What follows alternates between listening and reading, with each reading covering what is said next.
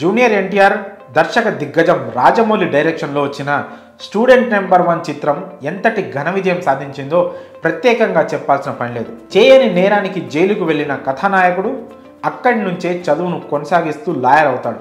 చివరకు తండ్రి కేసును తానే స్వయంగా వాదించి తండ్రిని నిర్దోషిగా విడిపిస్తాడు.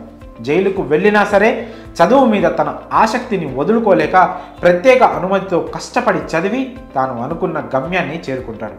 ఇక ఈ మధ్యకాలంలో ఇలాంటి సంఘటనలు నిజంగానే జరుగుతున్నాయి. జైలు పాలై అక్కడి నుంచే తమ చదువును కొనసాగించి లక్ష్యాన్ని చేరుకుంటున్న వారి గురించి ఈ మధ్య తరచుగా వార్తలు చదువుతున్నాం.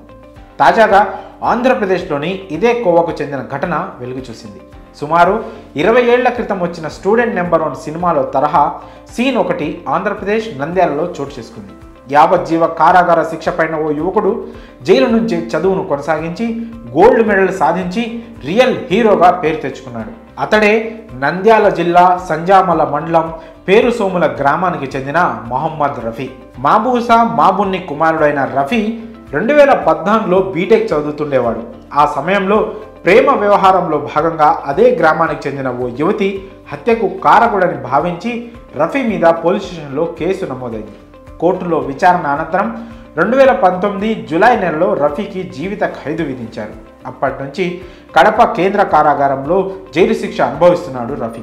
ఖైదీలను సైతం అక్షరాస్యులుగా తీర్చిదిద్దాలని సంకల్పించిన కడప జైలు అధికారులు అక్కడ చదువుపై ఆసక్తి ఉన్నవారిని గుర్తించారు. 10వ తరగతి పూర్తి చేసిన వారిని గుర్తించి వారిలో ఆసక్తి ఉన్నవారిని దూర విద్య కోర్సుల ద్వారా పై చదువులకు ప్రోత్సహించారు జైలు అధికారులు. ఇక జైలు శిక్ష పడే నాటికే డిగ్రీ పూర్తి చేసిన మొహమ్మద్ రఫీకి చదువుపై ఉన్న మక్కువను గుర్తించిన అప్పటి జైలు సూపరింటెండెంట్ ప్రకాష్ ఇతర జైలు అధికారులు పై చదువులు చదవడానికి అతనికి ప్రోత్సాహం అందించారు. ఈ క్రమంలోనే 2020లో డాక్టర్ బిఆర్ అంబేద్కర్ ఓపెన్ యూనివర్సిటీలో పీజీ చేసేందుకు అవకాశం కల్పించారు అధికారులు. బిఆర్ అంబేద్కర్ ఓపెన్ యూనివర్సిటీలో ఎంఏ సోషియాలజీలో అడ్మిషన్ పొందాడు మొహమ్మద్ రఫీ. అతడి కోర్సుకు అవసరమైన వివిధ రకాల పుస్తకాలు, స్టడీ మెటీరియల్ను సమకూర్చుకొని జైలులోనే 4 గోడల మధ్య కష్టపడి చదువుతున్నాడు. కోర్టు ఆదేశాల మేరకు జైలు అధికారులు 2022లో రఫీ పరీక్షలు రాయడానికి అనుమతి ఇచ్చింది.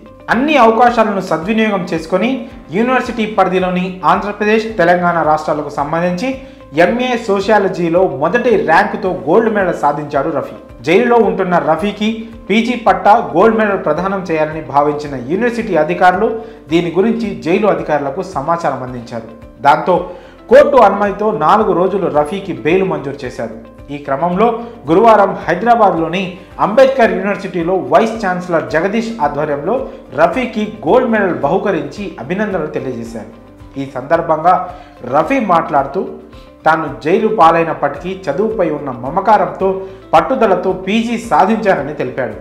తన తల్లిదండ్రులకు ఈ గోల్డ్ మెడల్ అంకితం చేస్తున్నట్లు వెల్లడించాడు. జైలుకెళ్తే ఇక